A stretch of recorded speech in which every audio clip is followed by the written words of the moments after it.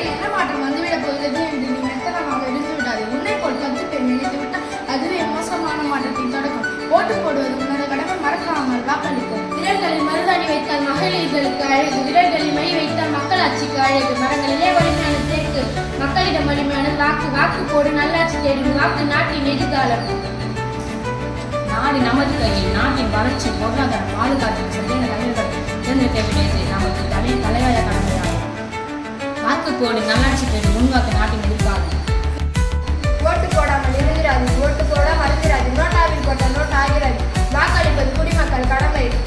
குடிமக்கள் குறையை தீர்ப்பது வெற்றி பெறும் குடிமகனின் கடமை. வாக்களிப்போம், நாட்டை முன்னேற்றுவோம். வாக்கு போடு, நல்லாட்சி பெறும்.